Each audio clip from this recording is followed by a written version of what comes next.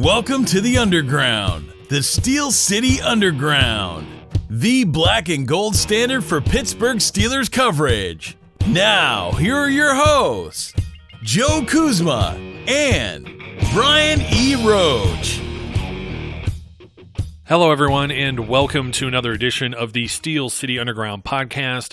My name is Joe Kuzma, and I am joined, as usual, by my partner in crime, the one Mr. Brian E. Roach. Mr. Brian, what's going on? That's a loaded question today, as you well know.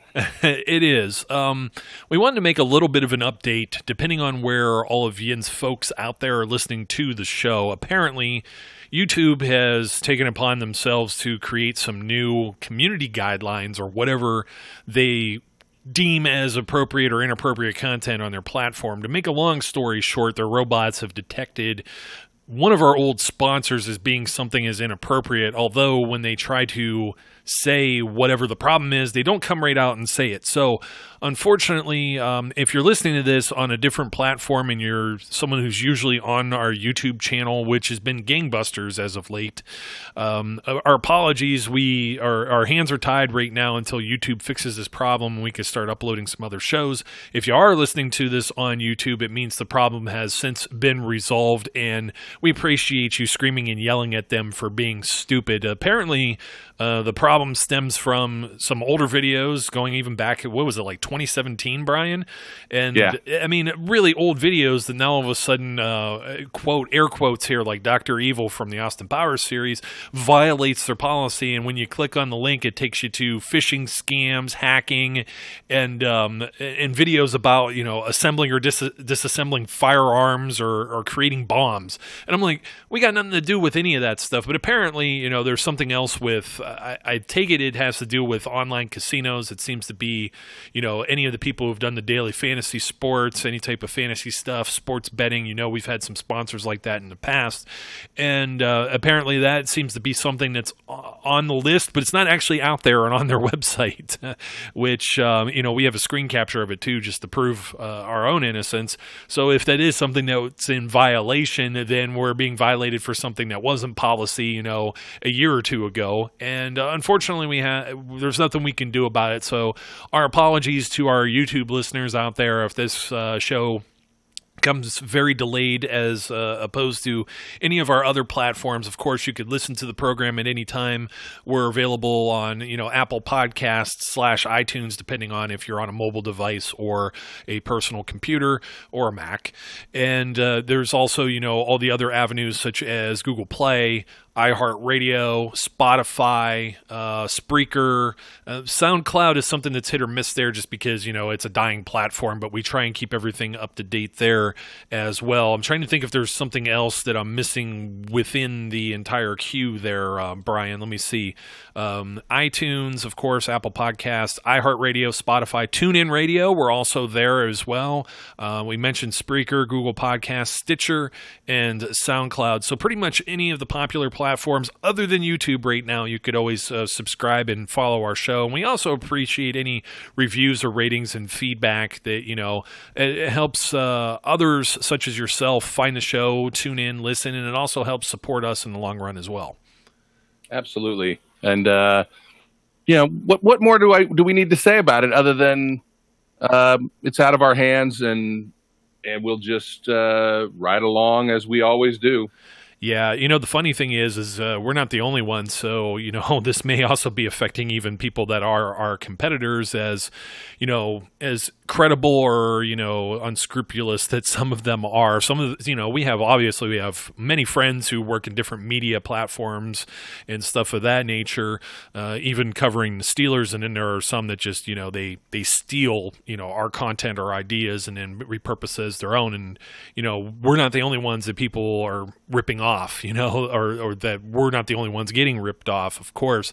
So, whenever you hear something on the show, we always try to attribute it to, credit it to someone, especially those hardworking beat writers that are out there.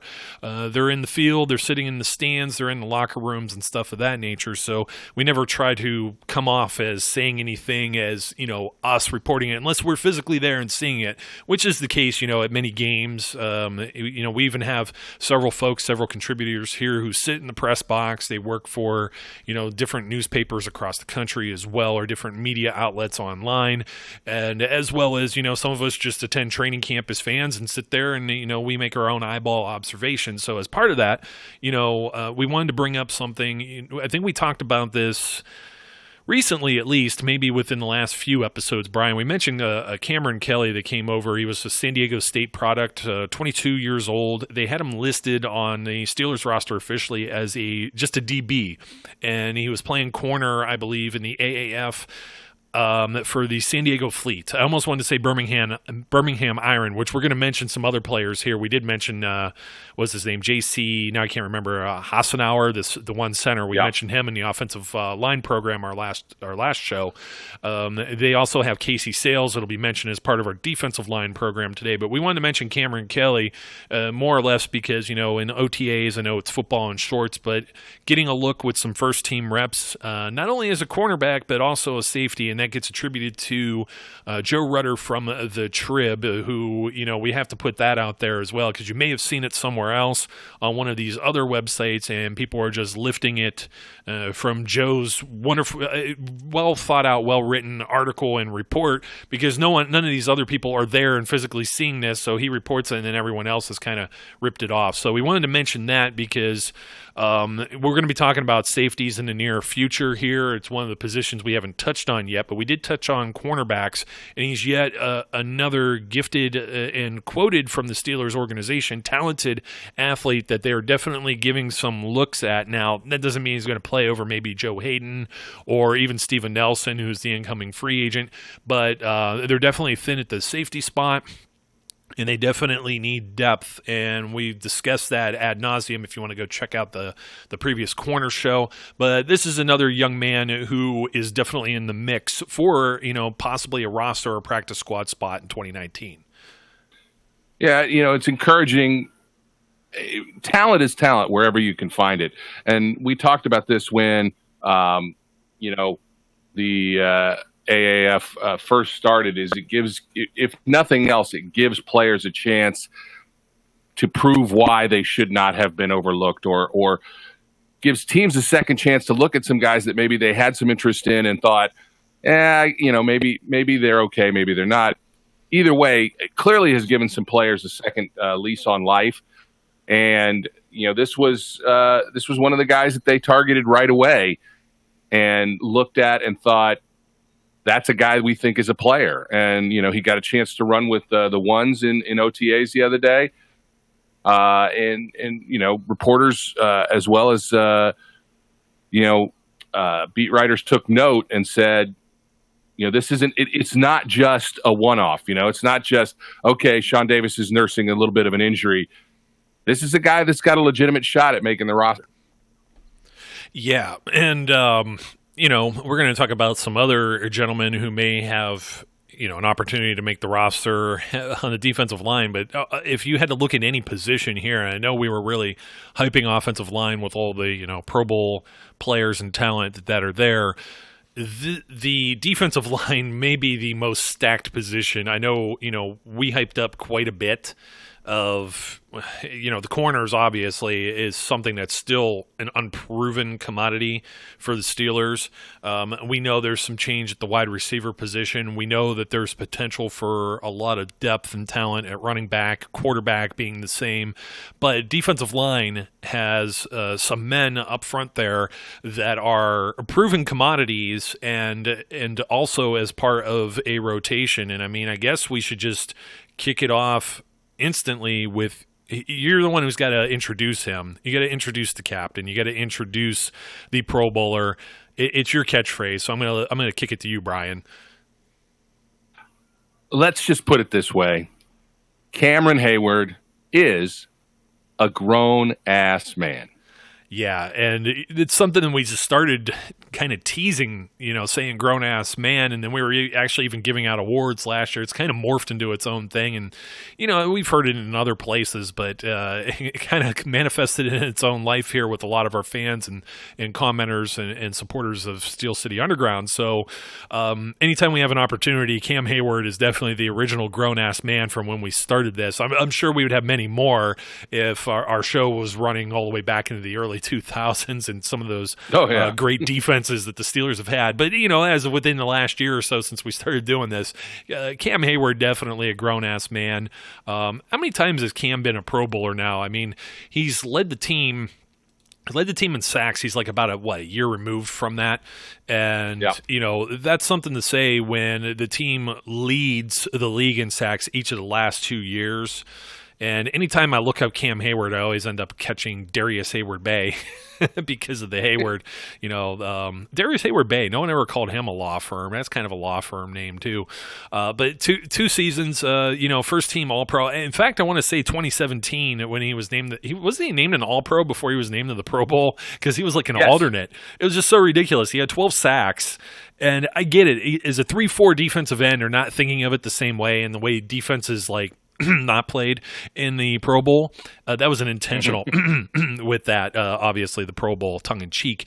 But, Cam is also somebody that's he's, not pun intended here, but an Iron Man, just, like his father, Iron Head Heyward, right? Former running back with the Falcons. So, football's in his blood. He's a guy, he took some time. When we talk about a lot of the rookies, some of the guys we'll talk about today, as well as we talked about in the past or future, this is when 2011 he was drafted, 2012. He didn't start a single game. He didn't actually start playing until 2013. They knew things weren't necessarily going right the way that they wanted. The team made some adjustments. Heyward got an opportunity. He hasn't relinquished that since. And I mean, it's something that, we brought this up with like Bud Dupree and being a slow start. Now, I understand the defensive ends were always, back at least in the Dick LeBeau era, they weren't intended to just go out there and sack. They were meant to eat up blocks, and some of them would get to the quarterback, like an Aaron Smith, for example, Brett Kiesel on occasion. But, I mean, they weren't necessarily guys who were racking up double-digit sacks. You always left that to the outside linebackers. Keith Butler comes in several years ago and takes over the defensive coordinator position, and now you have somebody like a Cam Heyward who has had 20 sacks in each of the last 2 seasons. He rested 1 game in 2017. I believe that was a rest, and the reason he didn't play. 15 games played, all 16 last year.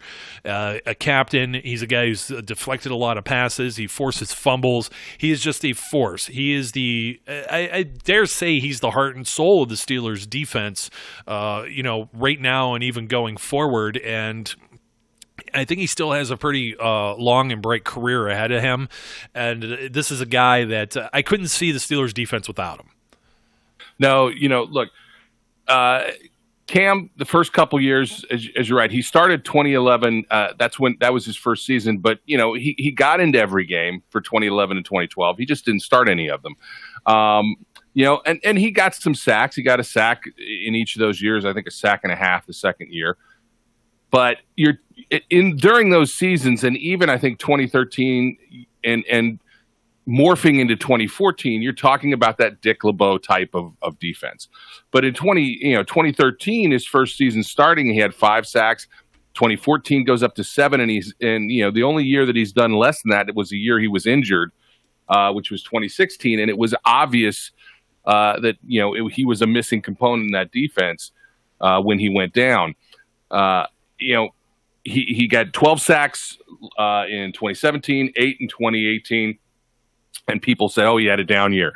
No, I don't know that he had a down year. What I know happened is he became the focus of game planning. And when you can still penetrate and get to the quarterback, even though you're now being double teamed and sometimes triple teamed, because you've made it known, hey, I'm a guy you got to pay attention to, that's not necessarily a down season. Cam Heyward he's just an aggressive playmaking kind of guy. And you're absolutely right when you call him a force. He is a force. And all you got to do is watch him barrel through offensive linemen and make his way into the backfield. He's a stout run defender. I'm look, the bromance is real, man. Cam Heyward is a grown ass man. What can I say? Yeah, and I was going to bring up some contract numbers here as we bring up and introduce the next man, the bookend, so to speak, in that, traditional 3-4 anyways. They play a lot of two-man fronts, and then they allow rotations with some of the other gentlemen we'll be talking about. Stephon Tuitt, second highest paid player on the Steelers according to overall contract, and his average salary is up there as well. Obviously, with Antonio Brown out of town, Le'Veon Bell not getting paid, he's jumped to just, he's the backup to Ben. Ben has an average salary of like $34 million and $68 million overall on the 2-year contract extension. Tuitt had signed a 5-year deal for about $60 million, just a smidge higher than what Cam Heyward has. Now he's younger, 26 years old, second round draft pick. You got Cam Heyward, He's 30 now, but defensive lineman, we saw the Diesel. He played till he was like 37 or 38. I mean, these guys sometimes have some longevity, and when you're rotating them around, you help keep them healthy too. And obviously, Cam will be around until the 2021 season. I imagine he'll get extended, and every contract ends up being bigger. They expand the cap. There's all kinds of things. Right behind them, just to show you where the Steelers spend their money right now, David DeCastro is next in line, followed by Joe Hayden and Steven Nelson. They got their money in the corners now. Villanueva and Marquise Pouncey. So it's defensive line, offensive line, and then Vance McDonald's there. And just to show you how these things change on a sliding scale, Devin Bush, who hasn't played a single game yet, is then the next guy. So you go Big Ben, Tuitt, Heyward, DeCastro, Hayden, Nelson, Villanueva, Pouncey. That's where the 20, the contract terms, these guys are all in the ballpark of like 8-9 million for the most part. It just all depends on how this was structured. But, these were deals that were for several years and 20-some million. Vance McDonald's contract came over from the 49ers, of course, in the trade. So this is overall contract terms, not necessarily average salary, because Devin Bush is going to make $4.7 million this year, but his overall salary for his contract was like $18 million, and Vince Williams is just beneath that. It's kind of crazy. Yeah. Now, I know some of that, there's some restructuring extension and things like that, funny money. And then this is the reason why I also wanted to bring all this up too, is not only showing where they're spending the money on defense, interior, like with the linebackers, defensive line, offensive line, obviously your quarterback. Then Chris Boswell comes into this, and then it's followed by Mark Barron and Terrell Edmonds as we start to, whittle our way down. But most of the first-round picks, this sliding scale, these are the guys that are like pretty much the highest paid guys, like, on the team, on the upper echelon of it anyways, because you got Terrell Edmonds, Artie Burns, Shazier, TJ Watt, and Bud Dupree, and those are all still off the rookie contracts, basically. Obviously, Shazier's has been told and, being on the PUP list and his unfortunate injury and recovery there. So it's kind of a different bottle of wax, so to speak, but just reporting on something that Jerry Dulac put out, just the other day. You had, Chris Boswell in mid-March agreed to have his roster bonus of $2 million kicked to the end of the preseason. So if he doesn't make the roster, if he just, flat out isn't any good, he's not going to get that bonus. And I'm told it was pretty much from what you could see with the replies back to Jerry Dulac in the context of the tweet, it was kind of an ultimatum. And that's where, you remember us talking about Matt McCrane. Matt McCrane ended up getting released. They had a guy that was in rookie camp. I'm trying to remember where he was from, but he was one of the undrafted college free agent signings that went to rookie camp. And actually, they made these moves on the kickers all at the kind of around the same time where they released McCrane, and McCrane wasn't even a rookie camp eligible guy because he was already a veteran.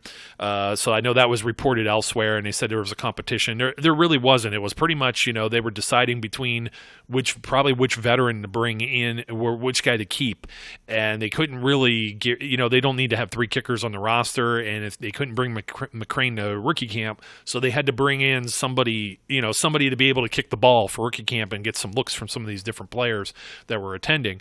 So now you're into OTAs, and you see where some of this money is kicked around, and that was just kind of an interesting story there too, recent events since we had the last episode that I wanted to bring up. Now, this is the interesting thing. Second highest paid player, as I was saying, Stephon Tuitt.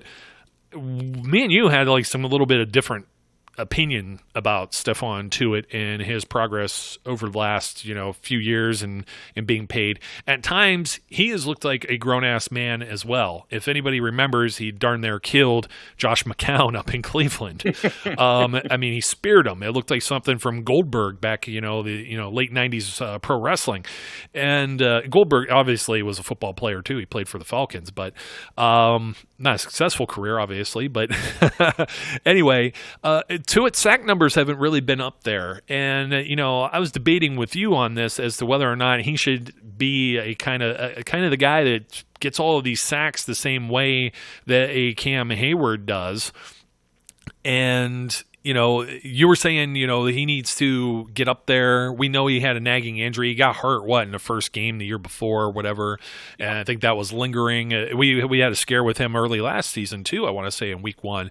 And, his sack totals over the years, the last few seasons, 2018, 5.5, 3 in 2017, 4 in 2016, after having 6.5 in 2015, and only 1 because he only had 4 starts as a rookie in 2014. He wasn't leaned upon heavily to play right away. And he has some, he's deflected some passes. He's had a forced fumble here or there. But last year, overwhelmingly, a lot of tackles, an awful lot of tackles. So you're seeing that like in the run support. I had no way envision him not being the starter, but I know, Brian, you had some difference of opinion with that because I'm like, you know what? We've been talking about all this. We said this when it came to Bud Dupree. We said this, the sacks are coming from other spots. They're coming from like Vince Williams or Cam Heyward or Mike Hilton or, places that they didn't necessarily come from when you had that base 3-4 and you had the old Dick LeBeau schemes, Keith Butler's being more creative and they're getting sacks. This is another one of those things where, hey, he's a guy on the team and he's helping other teammates and his defense lead the league in sacks in each of the last 2 seasons. They're getting pressure on the quarterback. I don't necessarily have a problem with this, but you kind of wanted to see a little more.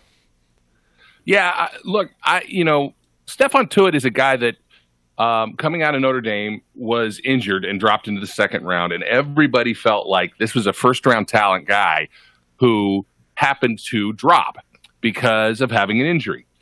And he teased us in 2015 with 6.5 sacks because you get 6.5 sacks in your second year, you expect to grow on that. Now, yeah, he got hurt.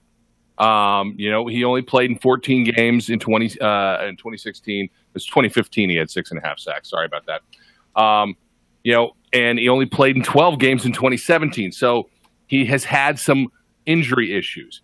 And you talked about his tackle totals going up, and that's great, but it's not necessarily the case when you compare it to the rest of the guys on that D line. Tuitt had 45 tackles last year. Cam Heyward had 51. Javon Hargrave on much fewer snaps had 49. So, I look at Tuitt as a guy who darn well should be a grown-ass man.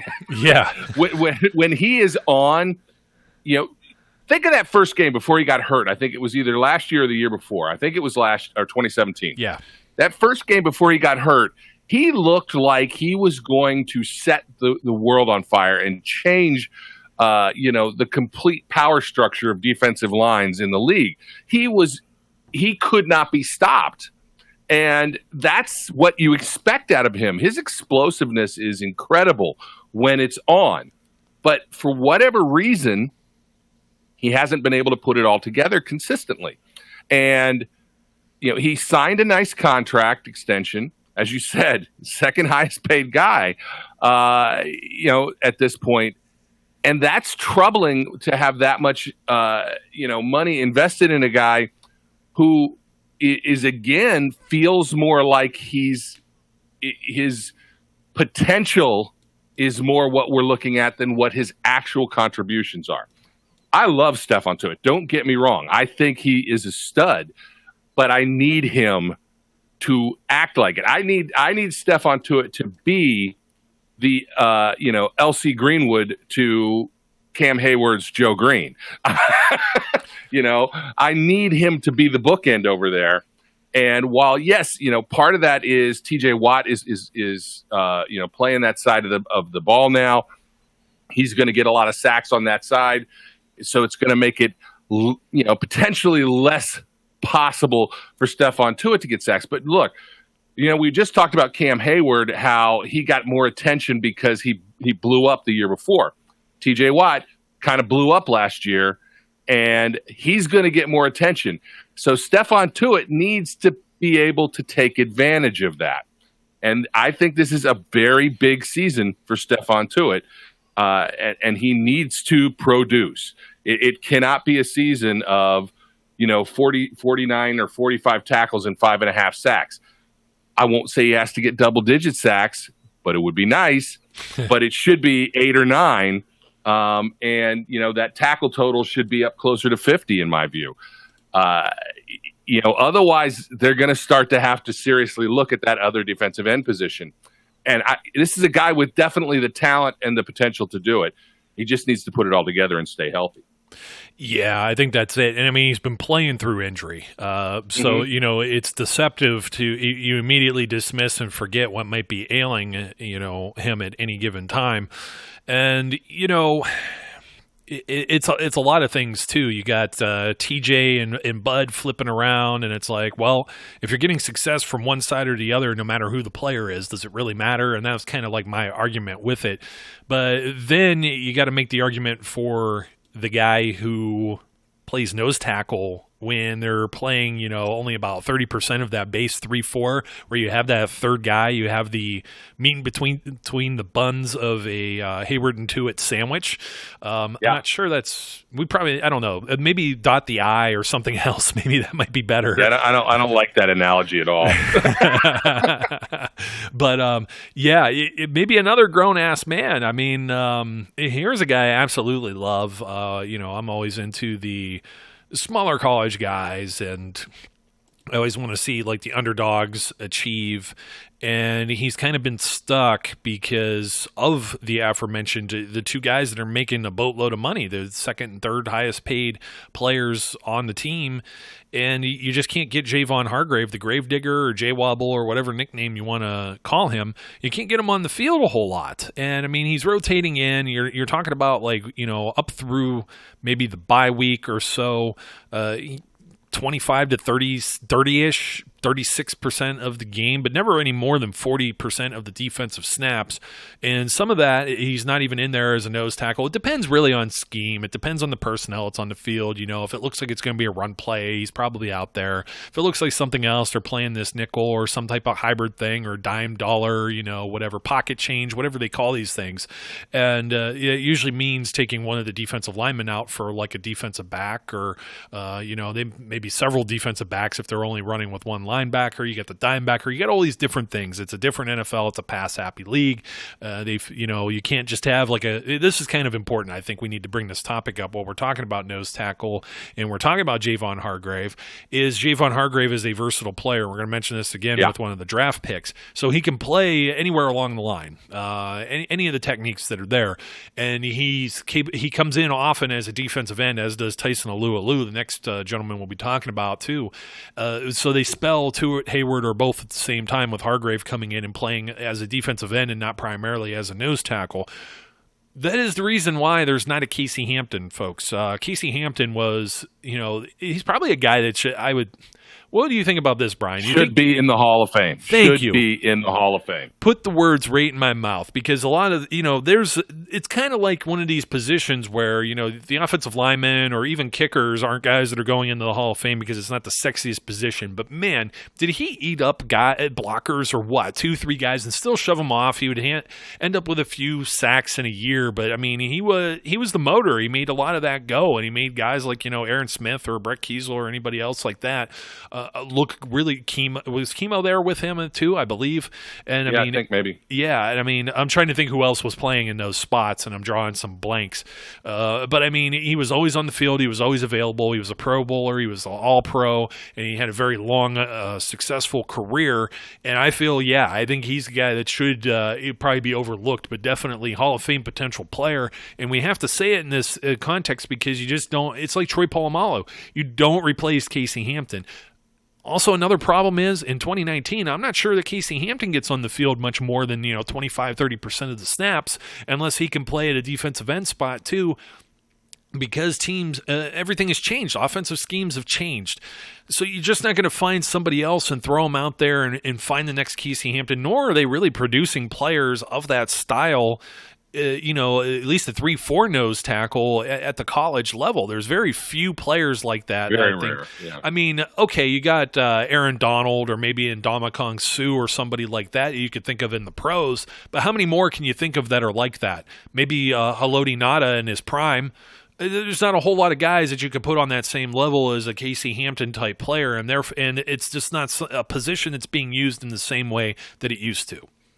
No, and to be fair, Aaron Donald and even Ndamukong Suh are not Casey Hampton type players. Aaron Donald is a much more dynamic defensive tackle than Casey. Casey is a true nose tackle and may be one of, if not the best nose tackles ever.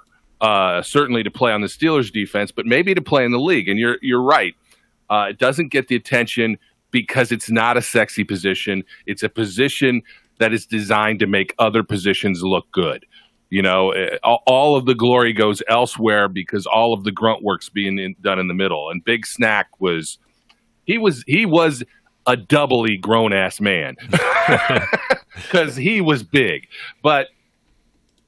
And everybody, I mean, look, for at least since he's retired and really maybe even his last season, everybody has been clamoring for the next Casey Hampton. We need another Casey Hampton.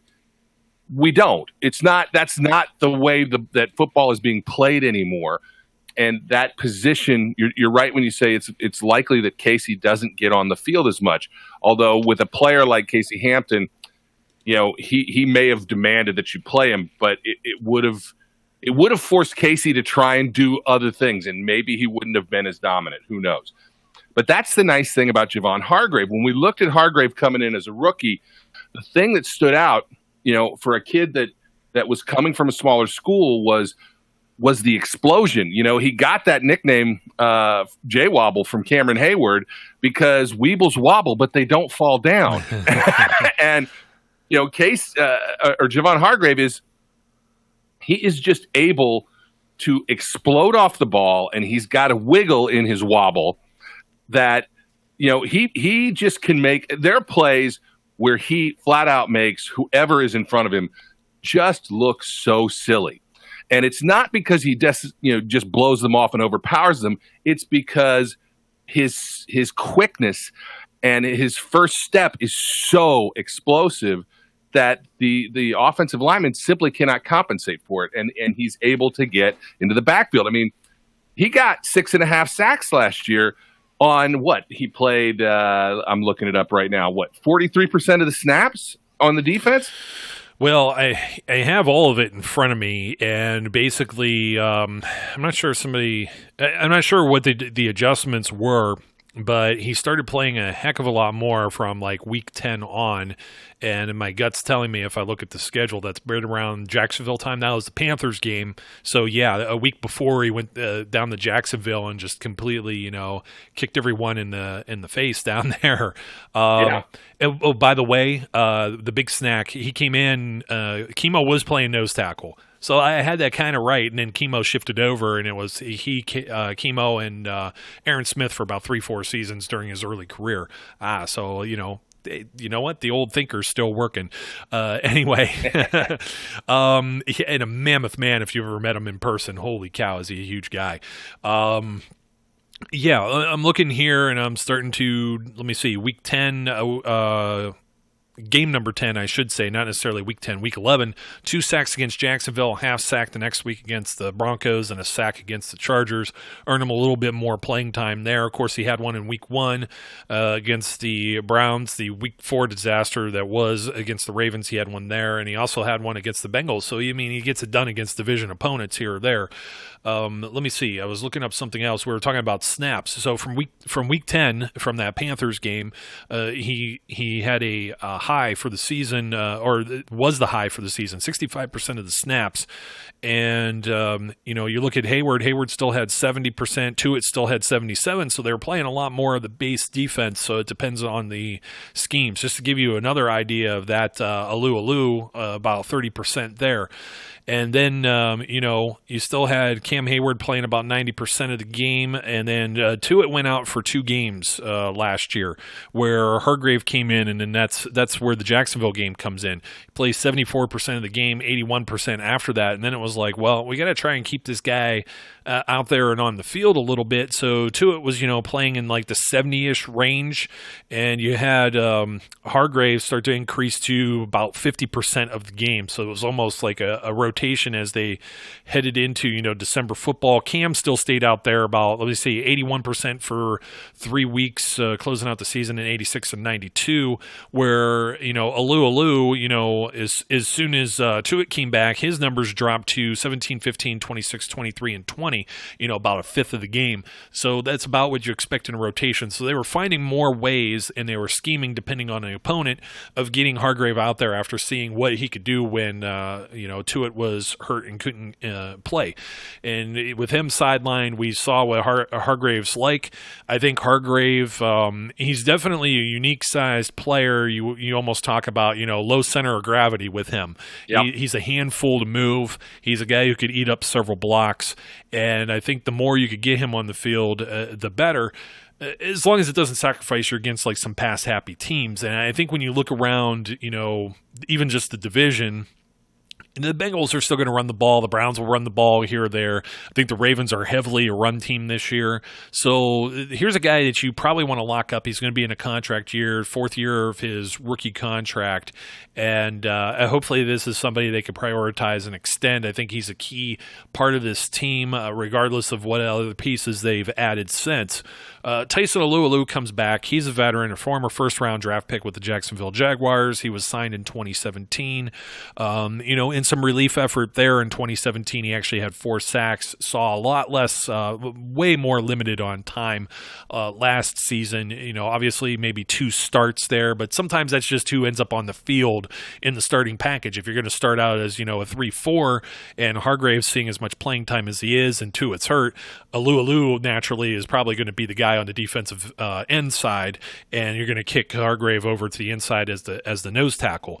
So some of that also occurred in 2017 as well, and we also got to see, no longer with the team, LT Walton receive a lot of playing time with different injuries, to Cam or Tuitt over the years too. So it's very valuable to have these, a lot of depth on the defensive line. One injury could kind of screw the pooch on everything, and it looks like, they're deep even to their backups and maybe even the backups of the backups. I like having Alualu back. He just signed another contract. I'm going to pull that up in a second as well. And let's see. Yeah, so he's got another 2-year deal, of course. So he's through the next 2 seasons as necessary. And now you're all of a sudden you're 4 deep on the defensive line, which is good because you see a lot of the teams when they lose somebody on the defensive line and it devastates them. They can't recover from it. On the other end of that, too, you see somebody like the Philadelphia Eagles go to, they're obviously not playing a 3-4, but a 4-3. They go to the Super Bowl because they had a deep rotation and they were able to keep all of those horses up front. Brian likes to call them 3 horsemen, maybe a 4th horseman if you want to call Alualu in there or someone else. But keeping those horses fresh is imperative, and that's what really helped the Eagles pass rush just a couple of seasons ago. And I'm drawing a blank. There was another team that's very much in the same mold. I don't want to say it's the Patriots. I don't think it's the Patriots. I'm trying to think of who else it was, but it'll come to me here in a second. But I think you pretty much agree on the same page with at least Hargrave. And, I'm not sure what you think of Alualu, but he's definitely somebody in a pinch. If you need to put him out there as a starter, he's definitely capable. Is he as dynamic as somebody like Heyward? Nobody is, not even Tuitt at this point. Tuitt may have the edge on him. Hargrave may even have the edge too. But Alualu is definitely a player who can come in and is capable of doing many of the same things.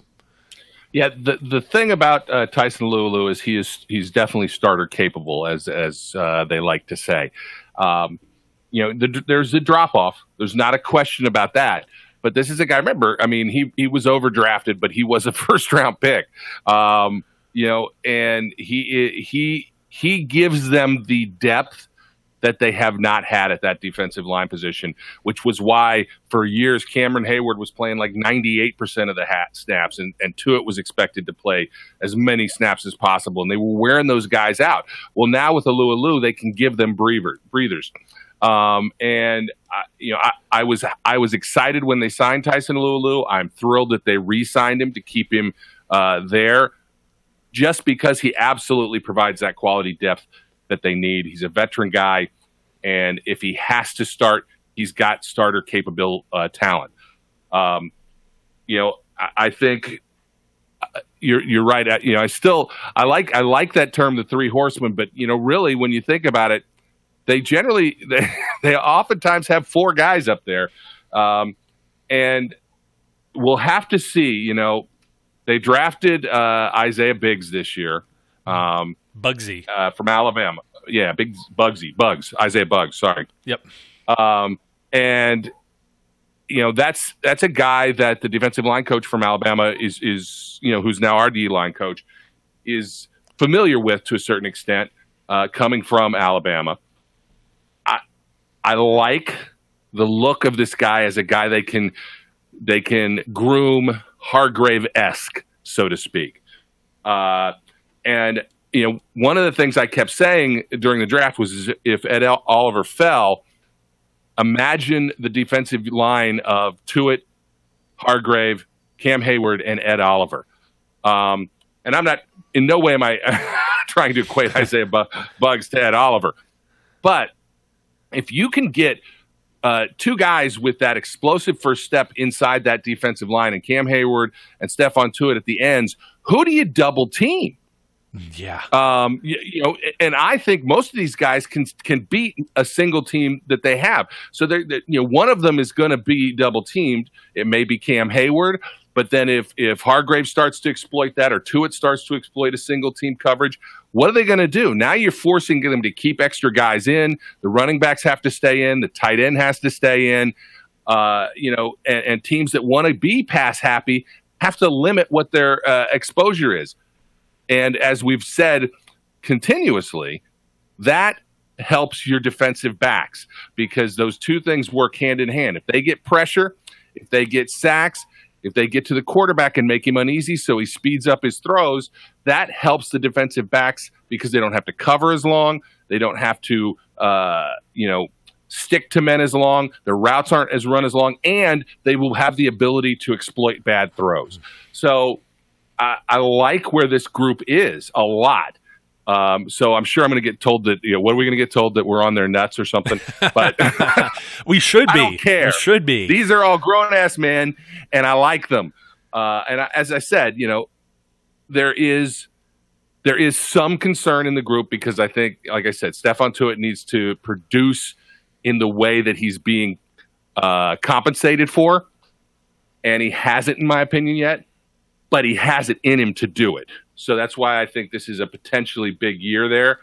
I think it'll be really interesting to see how Jay Wobble performs in this fourth year of his rookie contract, and whether they can find the way to keep him in the black and gold, because people are taking note that he's a player, and he's shown he's not just a nose tackle. He can play that defensive tackle position. He's not just a run stuffer. He's able to get to the passer. He's able to penetrate into the backfield. And if they can find a complement to that, so that when they go to that four-man front, man, this is a scary group. Beyond a scary group, because I know some of the criticism is going to come now as we shift over to some of the other reserves. The other veteran that's hanging out here on the depth chart is Dan McCullers, somebody who was off criticized for being, a mountain of man and supposed to be the next Casey Hampton, and that's why I kind of prefaced the Hampton talk. 6'7", 352. You can't teach that. You can't. Nope. Here's a guy from, Tennessee. Here's another college that they find a lot of guys from that necessarily, isn't one of the, they're a top, they're a top program, but they're not necessarily a winning or very, very successful program. I'm going to offend somebody from Tennessee, but, it's been a while. The Peyton Manning years, they were obviously gangbusters down there, going way back. So, McCullers, and they bring him back. He's got another 1-year deal. It's what they did last year, and he had some flash, man. He had some. Now, I don't think Dan McCullers is the kind of guy that you necessarily always put in, but sometimes having him as the nose tackle, this is the reason why Alu is important, is because if there is an injury on that defensive line, you don't have to move Javon Hargrave over to defensive end and then put someone in like Dan McCullers as your nose tackle. He does have some liabilities because he is 6'7", 352, but he has a lot of positives there, mainly like special teams. Or what was that, the Tampa Bay game where they put him in and he just shoved the center, and that was him that got a paw on the ball or whatever. But it was that's how Bud Dupree had the pick six, and there's certain flashes like that from McCullers, and he certainly looked like somebody talked about his mama or something last year and really got under his skin because he looked like a gentle giant for so many years. And, I certainly know, being a larger guy, I'm nowhere near as big as him, but, I'm 6'5". I'm a guy, I'm a bigger guy in a smaller world. My feet hang off the bed and stuff like that, especially when I go to a hotel. And, so you get accustomed to certain things, and maybe you don't have the feistiness in you, the mean streak that you need. And I could sympathize with this. I definitely could sympathize where, it's aside from the fact that, it takes several years for defensive linemen to kind of carve their niche in the NFL. There's some that, get it right away, but it's not consistent enough. You know what I mean? These are guys that need some seasoning. Even Cam Heyward, I'm not sure that he has the success or he's as successful now if he was rushed in to play as a rookie. Maybe not. There's no way of knowing. Sometimes, just the cream rises to the top. But, he had a sack too against KC. Unlikely, like one of the few snaps that he gets. I was talking about the snap totals, and when you're talking about how many snaps somebody like McCullers gets when you've already named 4 other defensive linemen, it's minimal. This is a guy that's not costing the Steelers an awful lot of money, and he's somebody who has a defined role to try and push the pile, on punt or kick teams, punt blocker, kick or field goal unit, I should say, because he's not necessarily running around out there full speed on some of the coverage units. But you're talking about like 10 snaps here, 5 snaps here, 9 snaps, 12, 5, 9, 3. Doesn't play. That was week 10 against the Panthers. 18-6, doesn't play. 6-2, 13, and 4. So it's all dependent on scheme when you put Big Dan out there. But we saw him push the pile. We saw him eat up some blocks. It was kind of reminiscent of seeing the things that Casey Hampton did on damn near every single play in his career, which is why we're talking about him being Hall of Fame caliber. McCullers is a specialist. I think we know his ceiling, and it's not a bad thing. He has a defined role, and that role has a purpose, and it's something that the Steelers still need. That's not to say that his position is necessarily safe. There are some other players that are here on the squad now this year. Obviously, Isaiah Buggs comes in. We were talking about him, and he Carl Dunbar is the coach that kind of lit the fire with Dan McCullers. Like I said, if you got the Waterboy reference from Adam Sandler, must have said something about his mama. So McCullers has improved, but we know where he's at. The team knows where he's at after all of these years. But Buggs isn't still the big guy that McCullers is. He's 6'3", 306. There aren't very many guys that are as big as Dan McCullers in the entire NFL. I don't know that he necessarily pushes. I think a Buggs as a draft pick is more in the vein of a player who has the potential to be a Javon Hargrave, to play in more than one spot, to be a little more versatile. And that's the first vibe I got when I saw any film on him. So any thoughts of Buggs coming in and McCullers just instantly being cut, kind of toss that out the window. I think McCullers is going to be looking over his shoulder to see if somebody like a Casey Sales that was playing in the AAF with the Birmingham Iron, that has been in Steelers camp before and is coming back, and somebody that they mentioned by name, yet another guy by name that they like, much like Cameron Kelly, getting a little bit of attention. And who's my other guy? I'm drawing a blank now. Levon Hooks, who I think he's about up for the, the practice squad eligibility's been there for a while. Maybe not completely ineligible. He may get another year, but they're only allowed to keep so many of these guys multiple years. I think it's like maybe 2 or 3 of these guys. And if there's somebody else that's been around for a minute that they kind of want to keep with that type of eligibility, he could be that it could be at the expense of like a Levon Hooks. But you got to imagine if Levon Hooks was pushing to be on that roster, he would have done so already. But, you look at Jordan Dangerfield, who fought and clawed his way onto the roster with the safeties. It's not impossible. That's certainly somebody that they like enough to still keep around. They kept him around, I believe, the entire season on the practice squad. He never really left. So, you got a number of guys that are sitting here on the depth chart. I think there's a couple more we may have not mentioned, Brian. But, Greg Gilmore is somebody that, thought might be drafted. Henry Mondow, we're talking about defensive ends and, tackle capable players here, either or. Craig Winston and Connor Sheehy. Those guys are going to have an uphill battle, but maybe they could push somebody like Hooks. I think they like Sales, but I still think that McCullers is safe. And unless Bugs really screws up something, his coach is there. He's the position coach now. So he's got somebody rooting for him, politicking for him to be on the roster. And I think he definitely has a shot since LT Walton wasn't brought back. Winston Craig, not Craig Winston. Oh, Winston I'm sorry. Craig. Read it backwards.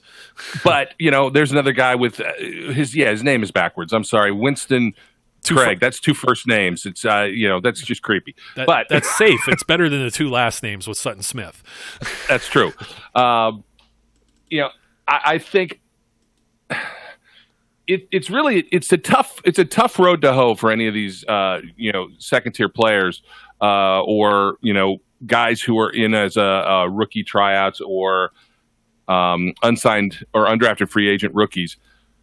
To really find a way onto this roster. I think a lot of them could have a path to special teams.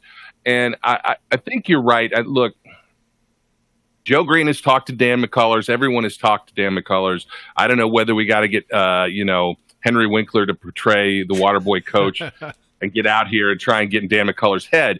I don't know what we got to do. But when that guy is ticked off, that's what you need. You need Daniel McCullers to play angry. And if he played angry, now you're talking about a 4-man front that might make some sense because he can be an unmovable force. And he can also, when he is playing mad, man, he can just fling offensive linemen to the side. He's like, he's like a man child out there. And he's still, I'm surprised when I see him now because, he came in and he looked like a big giant toddler. He's got that, looks like he's got that baby fat on him, right? Yeah. Baby face. And he looked soft. He's not, he's a grown ass guy. But is there any debate? I didn't say man. I didn't say man. Because he hasn't earned that, but he's a grown ass guy, and you kind of expected him to get toughened up after 4 years or 5 years, and every year seems like okay, this is McCullers' last chance. This is McCullers' last chance, and he finds a way to stay on the roster. He is absolutely a key special teams contributor on kicks, extra points and kicks, field goals. So it's hard you cannot replace being 6'5". You're right. You can't, or 6'6", or whatever he is. 6'7". This giant 6'7". Look at that. I'm taking 2 inches away from $1, Bob. Yeah. I bid $1. You just can't. But at the same time, at some point, they need the inner Sasquatch to find itself, and Big Dan needs to become, a monster, so that he earns his spot. I think Bugs is an intriguing prospect, as I said, and once you get past that, look, Connor, you talked about Connor Sheehy. He needs to get a little junk in his trunk. So do a couple of the other guys that are a little lighter. I think most of those guys are playing for a practice squad spot. The last defensive end or defensive line position, I think, is going to come down to Hooks, Buggs, and McCullers. It's just going to depend, and we'll see if McCullers can fend off guys again one more year to find a spot. Yeah, absolutely. I'm excited to see. I doubt Buggs really sees any playing time, but you just never know. I think in year two, if he's a guy who sticks to the roster and shows the promise of just ragdolling people like he did with Alabama, I really like the intrigue or the concept there. Let's also not mistake this. Buggs could be an insurance policy looking a year ahead at Hargrave's contract and whether or not they're able to bring him back. I would assume they like Hargrave and they want to bring him back, but there's only so much money to be thrown around and only so many moves you can make. Now, I think Mr. Big Check's being out of town and the other guy who was the part-time rapper no longer on the team helped secure some of these other chess pieces. This was the thing we talked about probably on one of those episodes that got removed by YouTube or flagged or whatever back in the day, where we didn't want to put all of that money in this basket on those two players because of other role players such as a Hargrave and trying to keep them on the roster, trying to keep them as part of this team, trying to keep as much talent and depth as possible. Injuries are a part of football. Getting banged up, getting worn out is part of football. It's a very grueling game. It's each battle is part of the overall war that is a season, and going to battle with as many of these guys healthy as possible is very important. So I definitely like all the prospects that they have here.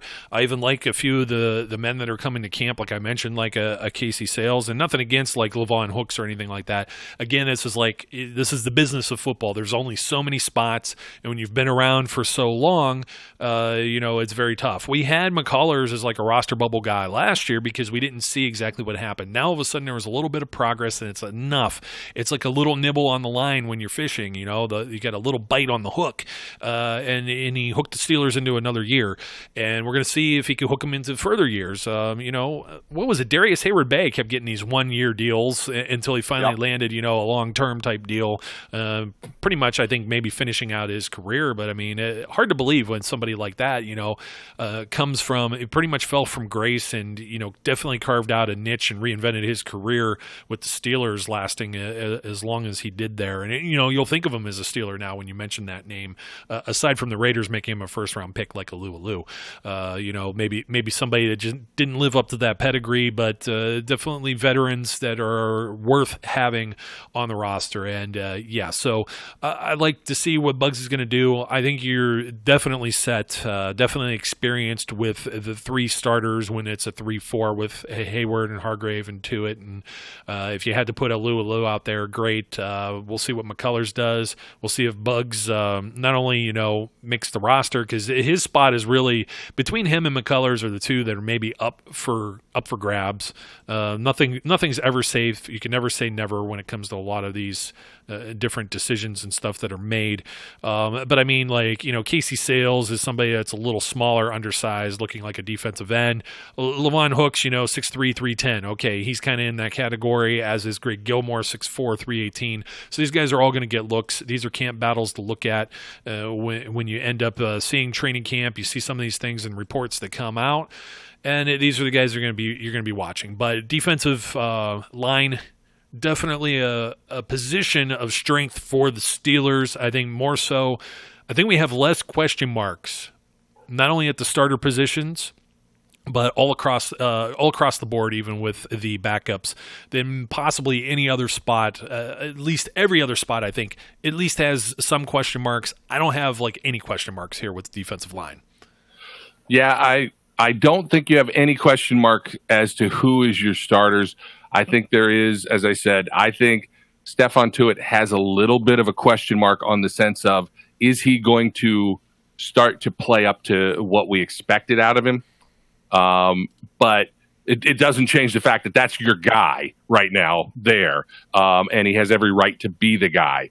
And as much as I was talking about him earlier, there's really nothing wrong with being a 7-sack guy if he can become a 7-sack guy over on that end. But he's not quite there yet. So we'll see. He doesn't have to be a double-digit sack guy, but he needs to be pretty consistently in that 6, 7, 8 range. Definitely.